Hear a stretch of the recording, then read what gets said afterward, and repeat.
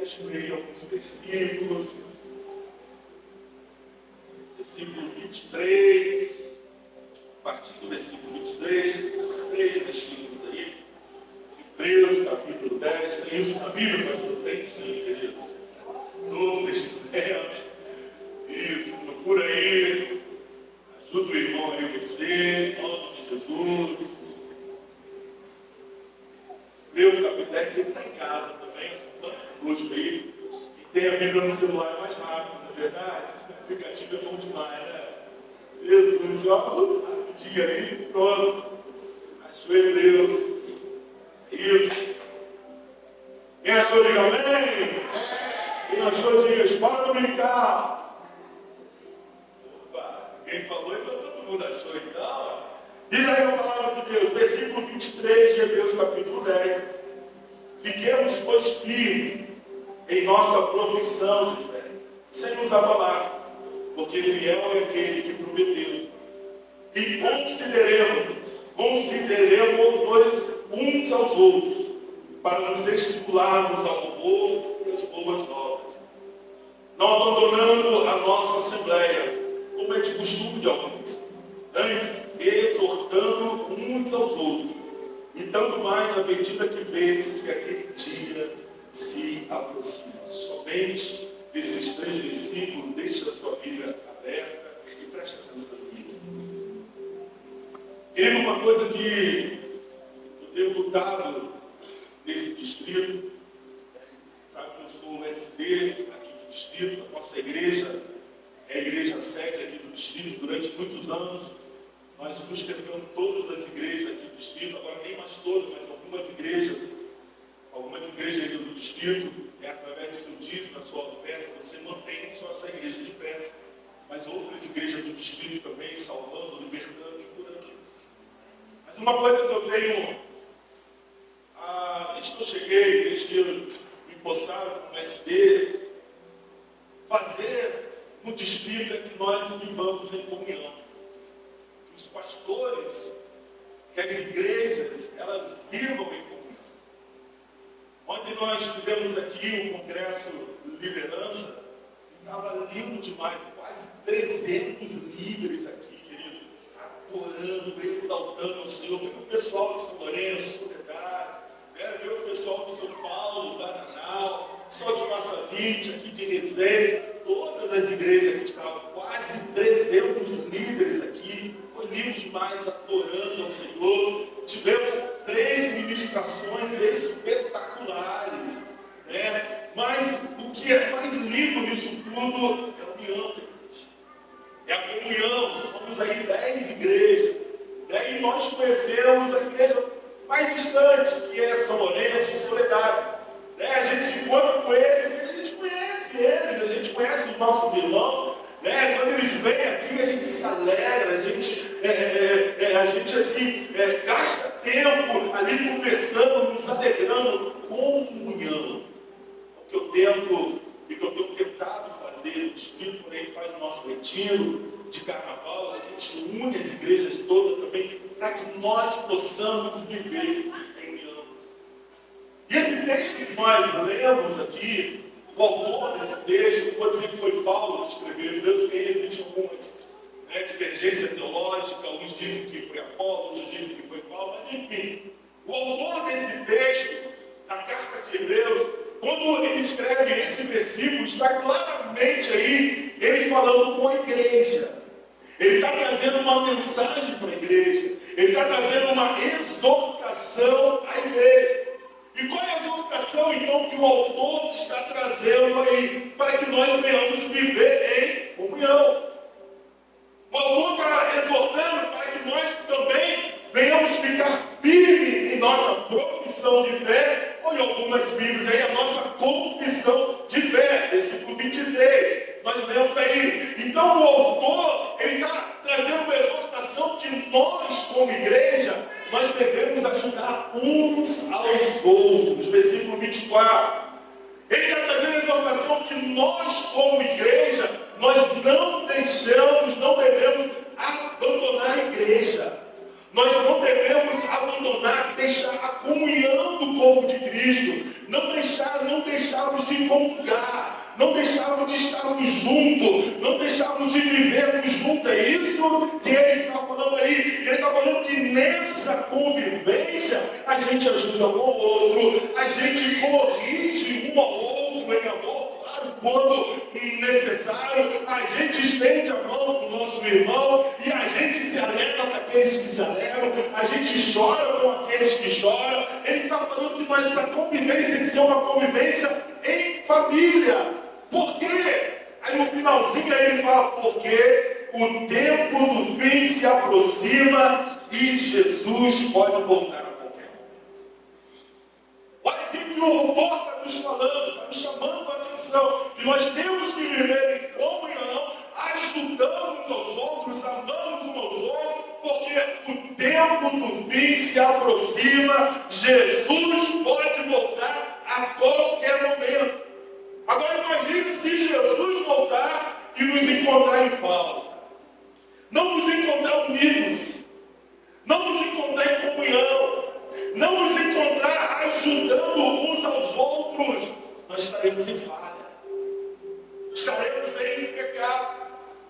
Por isso que o autor está falando então que esse viver em comunhão nos ajuda a ficar firmes. Quando nós vivemos em comunhão, a gente se ajuda um ao outro, fortalece um ao outro. Quando a gente vive em comunhão, isso faz a gente se sentir amado, faz a gente se sentir importante. Tá? Quando alguém falta, aí o irmão vai lá, manda mensagem e fala, filho, te vi na igreja, está precisando de alguma coisa, vou ir na sua casa, vou te fazer. Isso faz a gente se sentir importante, isso é bom demais, querido. Mas tem que ser esse viver em comunhão, essa família. Quando a gente vive em comunhão, então a gente se sente amado. E isso faz que a gente não abandone a igreja, não abandone a comunhão, não abandone a família. A gente se ama, a gente se corrige, a gente se ajuda. Por quê? Porque o tempo do fim se aproxima. Jesus está voltando. E ele não pode achar a igreja em falha. Ele não pode achar a família falhando nesse aspecto da vivência em comunhão. Quem está entendendo, diga amém. A igreja é a família de Deus, amém ou amém? Fala comigo, a igreja é a família de Deus.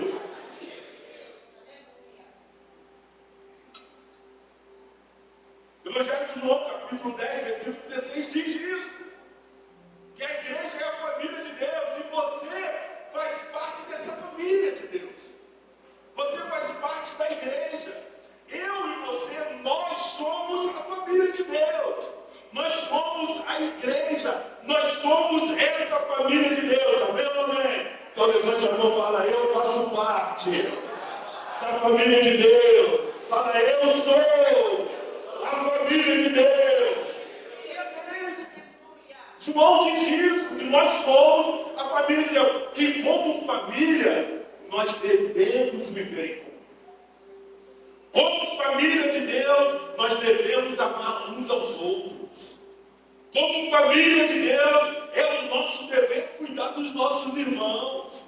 Os irmãos mais velhos, cuidar dos mais novos, cuidarmos uns dos outros. Como família, nós devemos ajudar os nossos irmãos, ajudar uns aos outros. Como família, nós devemos fortalecer os nossos irmãos na caminhada, fortalecer a fé. É família de Deus. Como família, nós devemos orar pelos nossos irmãos. Você ora pelo seu irmão? Você ora pelo seu irmão? Você ora pela igreja do Senhor? Como família, é o nosso dever orar um pelos outros. Temos que cuidar uns dos outros. Temos que cuidar dos nossos irmãos. Temos também que vigiar, querido, as nossas palavras. Porque palavras machucam. Então nós temos que vigiar nas nossas palavras para nós não machucarmos os nossos irmãos. Tem irmão que é mais forte, mas tem irmão que é mais fraco. Tem irmão que aguenta mais coisas, mas tem irmão que não aguenta. A gente tem que estar todo o tempo vigilante nas nossas palavras, que nós falamos, para não machucar o nosso irmão. Nós não queremos machucar ninguém. Nós temos que vigiar em nossas brincadeiras. para não magoar o nosso irmão. Tem que ter um limite. A gente tem que saber, né, o momento de parar, que tem gente que não sabe o momento de parar. Temos que vigiar, porque as brincadeiras muitas vezes machucam, magoam, e nós não queremos magoar os nossos irmãos, tá vendo, amém, querido? Cuidado com os apelidos, cuidado com esse negócio. Cuidado, querido, com as zoeiras. Mas os jovens, né, gostam muito de zoar. Cuidado, tem que ter limite. Ah, pastor, mas nós somos jovens, a gente gosta. Tá, querido, mas cuidado com esse negócio. Se está machucando, tem que saber, tem que aprender o limite. Se machucou seu irmão, não brinca mais. Temos que ter cuidado. Ah, mas isso é amor, querido. É amor. Se eu chamei o irmão da pessoa, eu zoei ele, ele não gostou, meu irmão, me perdoa, me desculpa. Não quero que você fique magoado, que você fique entristecido. É zelo, é cuidado, amém ou amém, querido? Cuidado, para você não estar ferindo o seu irmão. Porque, querido, quando eu falo mal do meu irmão, que frequenta a mesma igreja que eu, ou frequenta qualquer outra igreja, eu estou falando mal da igreja. Quando eu me levanto contra o meu irmão, eu estou me levantando contra a igreja. Quando eu faço fofoca do meu irmão, eu estou fazendo fofoca da igreja. Então cuidado com esse negócio. Quando eu tento parar o meu irmão, eu estou tentando parar a igreja, o avanço da igreja. Presta atenção. Eu e você, nós não podemos nos colocar numa posição de adversários da igreja. De maneira nenhuma. Nós não podemos nos colocar nessa posição de adversário da igreja. Por quê? Porque a igreja já tem um adversário. É bem definido ali na Bíblia Sagrada. Ela já tem um inimigo declarado, que faz de tudo há século para parar a igreja. Se ele não quer parar, ele quer travar o avanço da igreja, ou ele quer acabar com a igreja. Há anos e há séculos que Satanás usa pessoas famosas, não famosas, anônimas ou não, para tentar parar a igreja, travar a igreja, acabar com a igreja. Há séculos. Então o nosso inimigo, o inimigo da igreja, já é declarado, é Satanás. E ele usa pessoas, e a gente tem que tomar cuidado de não estar sendo usado pelo inferno para tentar parar a igreja, para tentar parar o nosso irmão, para machucar os nossos irmãos queridos, amados. A gente tem que prestar atenção nessas coisas. Durante 300 anos, querido, a igreja de Cristo no Império Romano sofreu inúmeras ondas de perseguição e opressão. 300 anos de perseguição e opressão, sem poder se reunir como nós estamos reunidos aqui, sem poder ir para a praça adorar. 300 anos de perseguição. Durante o Império Romano, entre os anos 500 depois de Cristo, o ano 1500 depois de Cristo, foi chamado os 1000 anos de incerteza. Durante 10 séculos, a igreja de Cristo enfrentou dois inimigos poderosos e ameaçadores, os bárbaros e os islamistas. 10 séculos, Satanás tentando parar, tentando travar, tentando acabar, usando o que? Pessoas, famosas ou não, anônimas ou não, mas ele sempre usando pessoas para tentar parar, travar o avanço da igreja. No século XII, a mesma coisa. A igreja sofreu perseguição de pessoas dentro da igreja. Vários reformadores foram mortos, entre eles João Hus foi morto na fogueira. Savonarola, ele foi morto também. Depois da reforma protestante de Martim Lutero, no século XVI, a igreja sofreu uma perseguição incrível. Quantos cristãos foram mortos? Satanás usando pessoas famosas, anônimas ou não, mas ele sempre tentando parar a igreja. No último século agora, século XX, século XXI, que nós estamos vivendo, o comunismo, o nacionalismo tentam a qualquer custo parar a igreja do Senhor. nossos aqui, vizinhos, que ele está sofrendo com o comunismo, que quer parar a igreja, quer travar a igreja, não quer deixar o avanço da igreja. Satanás usando pessoas. Satanás sempre usando pessoas. Dentro da igreja, muitas vezes dentro da igreja e fora da igreja. Tenta parar, tenta travar o avanço da igreja de Cristo. A palavra de Deus diz lá, você conhece muito bem, o Evangelho de João, capítulo 10, versículo 10 fala que Satanás, nosso adversário, o nosso inimigo, ele vem para matar, para roubar e para destruir.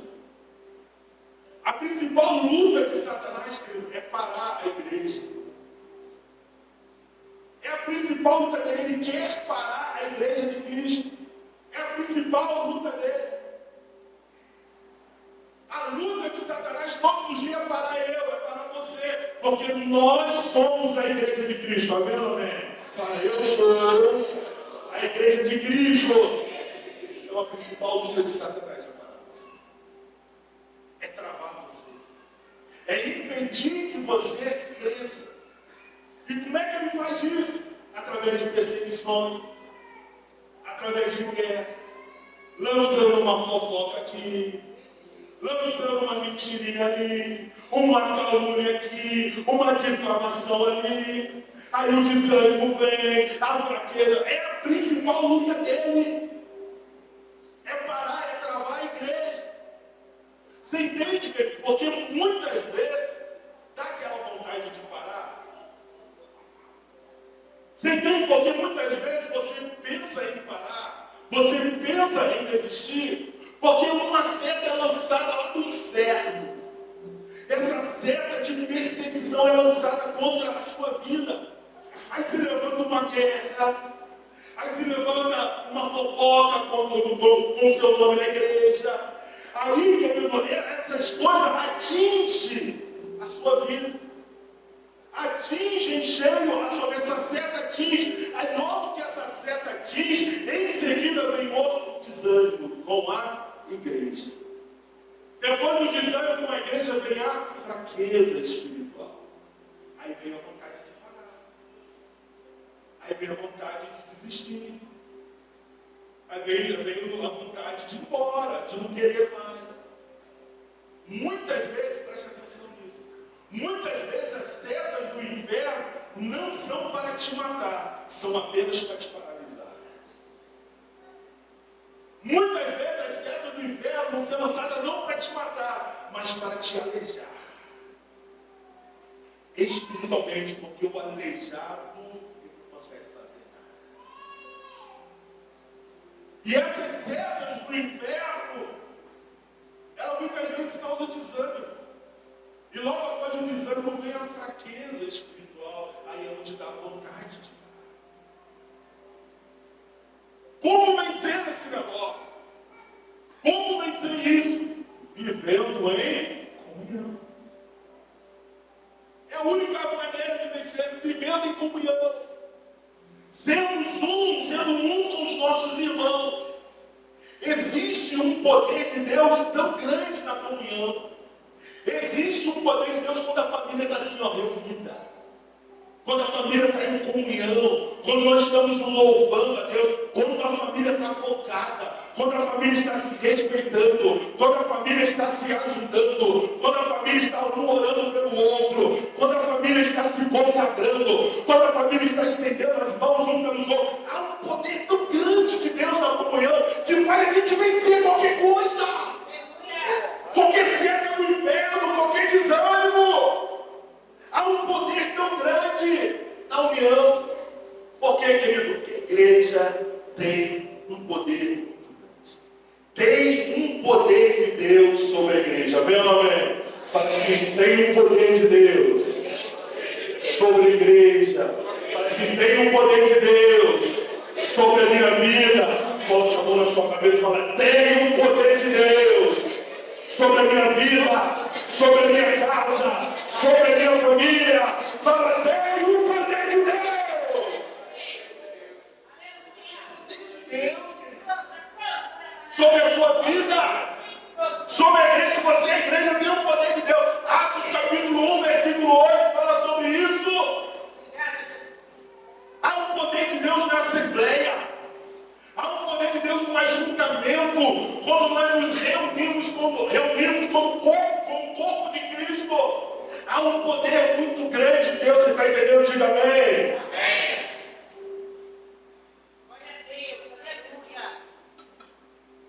Evangelho de Mateus, capítulo 16, versículo 13 ao versículo 18, nos conta uma história muito jóia.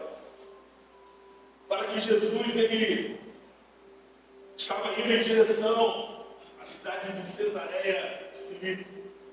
Não era uma cidade que fazia parte dos judeus, era uma cidade romana, era uma cidade onde rabi nenhum ia ali.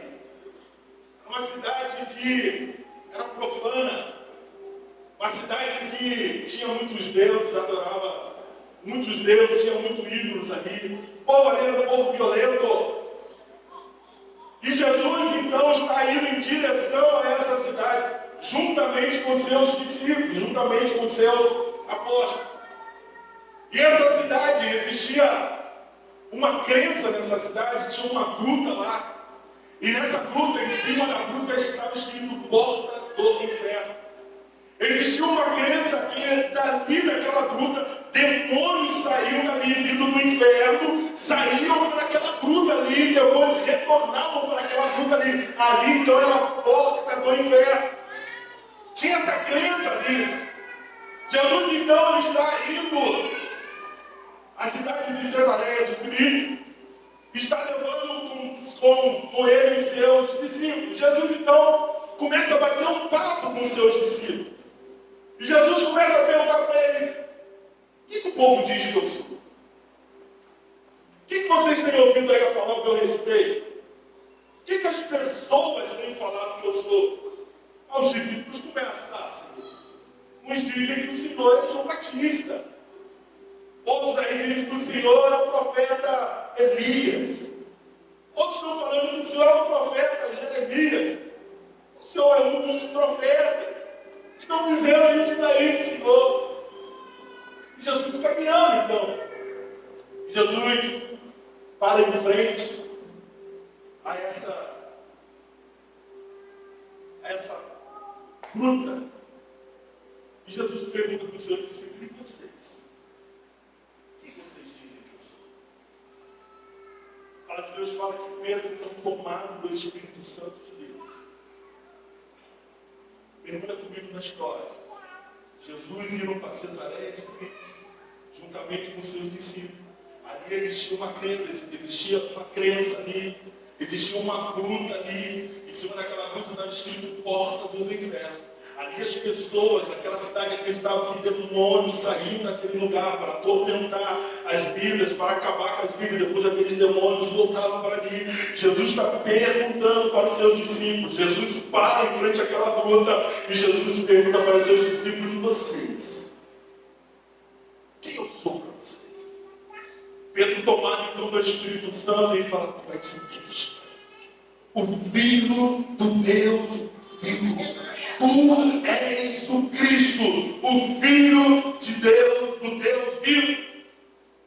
Jesus olha para os discípulos, Jesus olha para Pedro, ele vira para Pedro, lembra onde ele estava. Jesus olha para Pedro, vira para Pedro, lembra o que estava escrito na pedra e fala: tu és Pedro. E sobre esta pedra aqui é a palavra, sobre o que Pedro declarou que ele era o Cristo, o Filho de Deus vivo. Jesus está falando: tu és Pedro, e sobre esta palavra eu vou edificar a minha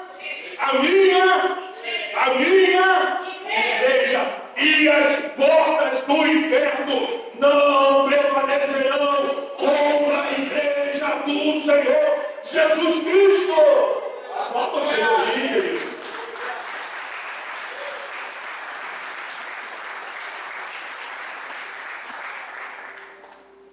Jesus está falando para ele: há um poder sobre a igreja. Tu és Pedro, e sobre esta palavra que tu declarou, as portas do inferno, da fofoca, da separação, briga, da intriga, da murmuração. Estas portas do inferno não vão prevalecer contra a igreja de Jesus Cristo. Há um poder muito grande sobre a igreja. Há um poder muito grande quando a igreja se reúne. Tem um poder dos céus sobre a igreja. Meu amém, querido? Você precisa acreditar. Tem um poder de Deus sobre a igreja. João, ele diz o seguinte, lá no capítulo 3, versículo 8 de João, fala que para isso se manifestou o Filho de Deus, para desfazer todas as obras do diabo. Há um poder sobre a igreja. Não tem obra do diabo que vive de pé. Jesus se manifestou para desfazer todas as obras do inferno. Não tem capeta contra a sua vida. Você é a igreja do Senhor. E as portas do inferno não prevalecem contra você. Tem um poder de Deus muito grande sobre a sua vida. Qual cuidado então, pastor, que eu devo tomar? Cuidado que você tem que tomar de não estar trabalhando para o diabo, tentando parar a igreja do Senhor. O maior cuidado que você tem que tomar. Cuidado para você não estar querendo parar o seu irmão, estar ferindo o seu irmão, machucando o seu irmão. É o maior cuidado que você tem que tomar. De não estar vivendo em comunhão, de não estar perdoando, de não estar amando, de não estar estendendo a mão. Você não se colocar em oposição à igreja do Senhor e tentar parar a igreja do Senhor. Quantas perseguições a igreja já tentaram para a igreja de tudo quanto é jeito. Nós estamos vivendo um tempo de guerra espiritual muito grande. Temos que tomar cuidado com as nossas ações, os nossos atos, com as nossas atitudes. Temos que tomar muito cuidado. Eu já contei aqui, mas quero falar de novo. Saímos há pouco tempo de uma pandemia da Covid. E essa pandemia foi uma guerra. Sim ou não? Sim, sim ou não? Sim. A pandemia da Covid foi uma guerra. E através dessa pandemia, através dessa doença, como Satanás trabalhou para parar a igreja de Jesus. Como ele aproveitou essa doença, tentou parar a igreja de Jesus. Mas o que ele tentou fazer, querido, estava muito além dos lockdowns, estava muito além de influenciar as autoridades a fecharem as igrejas, colocarem as pessoas em quarentena, estava muito além disso. Era apenas um lockdown, a quarentena era apenas um detalhe nesta guerra espiritual. Por quê? Porque Satanás ele sabe que a igreja não é essa estrutura aqui. A igreja sou eu, a igreja é você. É quando nós nos reunimos, nós somos o corpo de Cristo, nós somos igreja, é um poder muito grande para a igreja. Então a preocupação de Satanás não era simplesmente fechar, isso era apenas um detalhe dessa guerra. Ele não estava só preocupado em se parar, porque sabia se a gente não pudesse ir para a igreja, a gente ia se reunir nas casas. Se a gente não pudesse se reunir nas casas, a gente ia arrumar um lugar para se reunir, para adorar o Senhor, que tinha que fazer um culto em adoração a Deus. Ele sabia disso. Só que a luta de Satanás era muito maior. Preciso que você entenda isso. A quarentena e o lockdown era apenas um detalhe nessa guerra. O principal objetivo de Satanás na guerra da pandemia foi fazer a igreja se levantar um contra os outros. Você vai se lembrar disso. Foi a principal estratégia de Satanás. Foi fazer irmão se levantar contra irmão, pastor contra pastor. Ele causou uma confusão muito grande. Porque ele sabe que tem um poder na união. Na comunhão ele falou, opa, então deixa eu separar isso. Deixa eu fazer eles se brigarem entre si. Deixa eu fazer a confusão entre eles. E ele conseguiu fazer isso na pandemia, uma confusão, uma briga. Causou divisão no meio da igreja. E conforme nós lemos no começo, olha aqui que Hebreus está falando no versículo 24, considerando uns uns aos outros, para nos estimularmos ao amor e às boas obras. Mas na pandemia foi diferente. O que assistimos nas redes sociais foi uma guerra de acusações dentro da igreja, entre os irmãos. O pastor que fechou a igreja e foi para a internet e fez acusações contra o pastor que manteve a sua igreja aberta. E o pastor que fechou, que manteve a sua igreja aberta, também foi para a internet e fez acusações contra o pastor que abriu a igreja. Um falando mal do outro. Você lembra disso, senhor? Lembra desse negócio? Lembra dessa guerra? Um falando mal do outro. Um acusando o outro. Irmãos que se levantaram contra irmãos. Por causa da decisão que o irmão tomou de ir à igreja. Falou, eu vou. A igreja está aberta, eu vou. Aí o irmão se levantou contra o outro. Você vai na igreja, estamos na pandemia, e não sei o que, está metido contra o irmão. E ia para a internet, falava mal do irmão. E o irmão que foi para a igreja, adorar o Senhor, ele também falava mal do irmão que ficava em casa, chamava de covarde, chamava de... Uma loucura, você lembra disso, senhor? Estou falando besteira aqui? Virou uma guerra. Uma guerra muito grande. Ovelhas que se levantaram contra seus pastores, foram para redes sociais, apontaram, acusaram, falaram mal. Difamaram a igreja. Quando não fazia na internet, no grupo, era no particular ali, com um amigo, e falava mal de mim, falava mal do pastor. Foi a principal guerra. O lockdown, querido, a quarentena foi apenas um detalhe. Ele conseguiu separar a igreja. Ele conseguiu fazer que irmãos ficassem com Deus. Até hoje. A pandemia acabou em 22. 2 anos já, praticamente. Até hoje, tem irmão que não fala com outro irmão que não perdoa outro irmão. Tem irmão que nunca mais voltou na igreja. Desde a pandemia. Corações fechados, endurecidos. Teve isso ou não? Eu estou mentindo. Teve ou não? Sim ou não? Presta atenção, querido. Você não precisa concordar com tudo que a igreja faz, mas se levantar contra a igreja de Cristo é perder o temor e o tremor a Deus. É ser usado nessa guerra espiritual que nós vivemos pelo inimigo. Você não pode concordar com o congresso que nós fizemos aqui ontem, um congresso de liderança, onde nós trouxemos os líderes aqui, e nós tivemos uma tarde abençoada, onde palavras foi liberada para a vida dos líderes, para fazer eles crescer, para fazer eles avançar. Você pode até não concordar agora, fala mal. Se levantar contra, tentar isso aqui, parar a igreja de Jesus. Você falar mal do irmão que vai para o GC e você não. É você se levantar como opositor à igreja de Cristo. Você está entendendo sim ou não? Acho que não está não. Não viu sim legal. Está entendendo sim ou não? Sim. Senão eu começo de novo. Sem problema. Fico aqui até meia-noite. Preste atenção.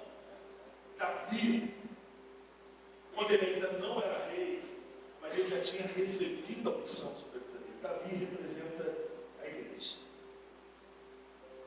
Saul estava procurando matar Davi. Saul também era a igreja. Era um irmão também. Foi usado muitas vezes pelo Espírito Santo de Deus. Pregou, profetizou, ganhou muitas batalhas. Era um irmão, só que o irmão estava caído. O Espírito Santo não estava mais com ele, mas ele era irmão. E quando ele ficou sabendo que Davi queria subir o trono, ele falou, vou matar esse moleque. E ele perseguiu muito Davi. Irmão perseguindo irmão. Igreja perseguindo igreja. Tentou de todas as maneiras. Davi teve uma chance de acabar com a vida dele. Uma vez, Saul estava dormindo numa caverna, juntamente com seus soldados, ele saiu para perseguir Davi, não conseguiu achar Davi. Se cansaram, todo mundo dormiu, inclusive os soldados dele. Davi teve a chance, teve a espada na mão para matar Saul. Ele falou, ele é meu irmão. Ele está fora da igreja, ele está caído, ele está longe dos caminhos do Senhor, ele é meu irmão. Ele é ungido do Senhor. Eu não vou levantar as minhas mãos contra um ungido. Davi entendeu isso. Entendeu que mesmo aquele homem que estava ali sem a presença de Deus, não tinha mais o Espírito Santo de Deus, mas ele era igreja também. Ele estava fora da igreja, ele estava fora dos caminhos do Senhor, mas ele era irmão. Jesus também morreu pelos nossos irmãos que estão longe, que estão fora. Ele falou, eu não estenderei as minhas mãos contra Saul, pois ele é ungido de Deus. Temor e tremor, não a Saul, mas a Deus.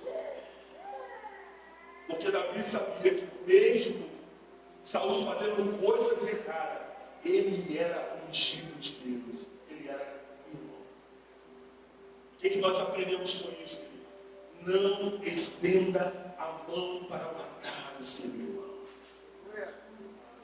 Mesmo que ele esteja fora da igreja, mesmo que ele esteja fazendo coisas erradas, não estenda a mão para matar o seu irmão. Ele é seu irmão em Cristo Jesus. Ofereça ajuda para o seu irmão. Não esfaqueie ele pelas costas. Ore pelo seu irmão. Não difame o seu irmão para os outros. Visita o seu irmão. Não abandone ele porque ele está fora da igreja, porque ele está distante da igreja. Não difame ele. Visite ele. Seja suporte para o seu irmão e não tragédia na vida do seu irmão.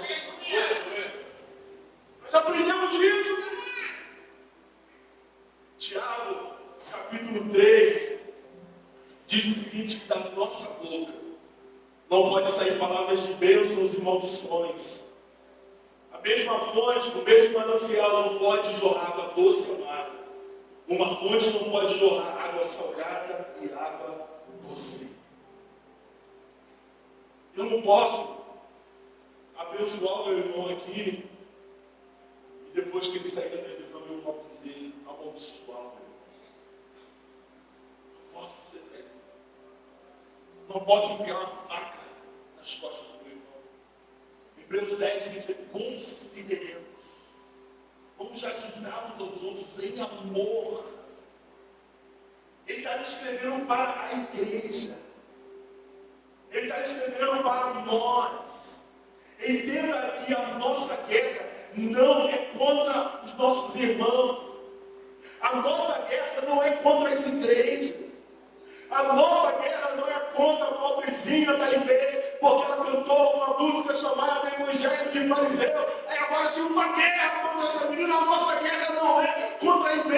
A nossa guerra não é contra a igreja universal do reino de Deus. A nossa guerra é contra Satanás, é contra os seus demônios. Eles são os nossos inimigos. Quem está entendendo, diga amém. Eles são os nossos inimigos. É Satanás e seus demônios. Eles que querem parar a igreja. Eles que querem travar a igreja. Eles que querem parar você. Eles que querem travar você. Eles que querem acabar com a sua vida, acabar com a sua família, acabar com os seus sonhos, acabar com os seus projetos. É Satanás e seus demônios. Não inventa, tio da igreja. Não, queridos. Não é o seu irmão. Entenda esse negócio. Jesus morreu na cruz pelos seus pecados, mas também pelo pecado do seu irmão. Ele não morreu só pelos seus pecados, não, foi pelo pecado do seu irmão também. Ele foi morto naquela cruz, o sangue dele foi derramado naquela cruz. Na vida do seu irmão também, dá uma olhadinha no seu lado aí, tá vendo esse irmão bonito, cheiroso, aí Jesus morreu na cruz por ele também. O sangue foi derramado na cruz por ele também. Vai falar mal dele? Vai se levantar contra ele? Jesus nos chama para ser suporte uns dos outros.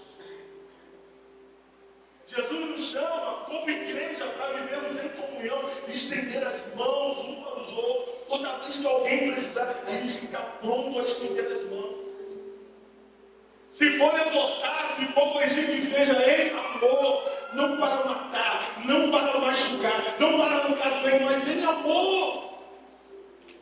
Corrigir em amor, exortar em amor. Jesus nos chama para viver esse poder que está sobre a igreja, onde nenhumas portas do inferno prevalecem. Mas é na comunhão, é quando estamos juntos. Lembra da oração de Jesus? Antes dele subir aos céus, a oração dele é para que eu e você, para que a igreja fôssemos um. Essa foi a oração. Ele falou: Deus, assim como eu e o Senhor somos um, a minha oração é que eles sejam. Porque é um poder muito grande na unidade. Há um poder muito grande quando nós entendemos esse negócio. Existe poder na unidade. A igreja apostólica, pode subir, a igreja apostólica, ela viveu esse poder na comunhão. Quando você lê lá em Atos dos Apóstolos, você vai ver que ali na igreja apostólica não existia nenhum necessitado. Naquela igreja, Deus abençoava muito aquela igreja. Existia naquela igreja milagre, cura, perdão, salvação, porque eles eram um. Eles viviam em unidade. E por causa dessa vivência em unidade, não havia necessidade na igreja. Naquela igreja apostólica existiam milagres, cura, salvação, perdão, porque eles eram um, amavam uns aos outros, perdoavam uns aos outros, ajudavam uns aos outros, choravam uns pelos outros, oravam uns pelos outros, se consagravam uns pelos outros. Eles entenderam esse negócio, eles entenderam esse poder que tinha na comunhão. Quando nós entendemos isso também,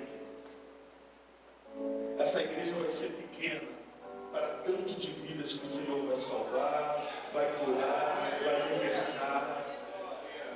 Quando nós começarmos a sermos um, amar uns aos outros, perdoar uns aos outros, viver, ajudar uns aos outros, parar de falar mal, proteger, cuidar dos nossos irmãos, tomar cuidado com as nossas palavras, para nós não machucarmos ou ofendermos os nossos irmãos.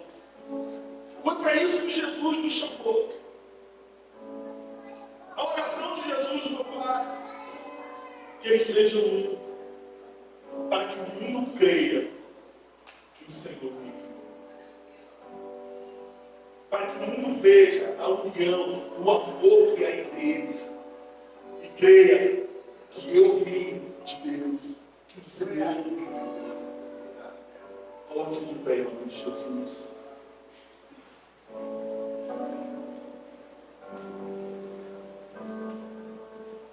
Isso é ser igreja. Igreja não é só pular, não. Faz parte, bom demais, eu gosto. Igreja não é só cantar louvores, não é só você vir para o culto, não. Igreja é estender a mão, ajudar, você é uma família. Sabe por que nós nos tratamos como irmãos? Porque nós somos família. Você é meu irmão em Cristo Jesus, meu amém? É meu irmão. Eu tenho que proteger você. Eu tenho que orar por você. Eu tenho que ajudar você. Temos que nos ajudar, temos que ajudar a estender a mão para os nossos irmãos. Isso é família de Deus. Não é eu estar simplesmente bem e o resto que se dane. Não é isso. Deus nos chamou para isso. Deus nos chamou para nos preocupar com Deus. Tem alguém doente entre vós? Tem alguém sofrendo entre vós? A Bíblia fala: vai lá, ajuda ele, estenda a mão, seja um com ele.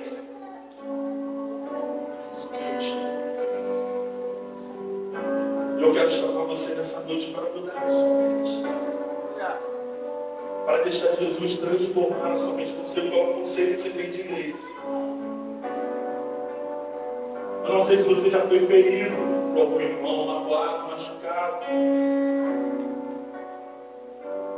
por algum irmão, mas com certeza você conhece alguém que está longe da igreja porque foi machucado por pastor, por líder, por irmão. Jesus nos chama para sermos. Ele morreu por você, mas morreu também por o irmão que está ao seu lado, para aquele irmão que está com ele. Quando você encontrar com ele, não esfaqueie, não. Não mate ele, não, seu irmão. Pode estar fora da igreja hoje, mas ele é seu irmão.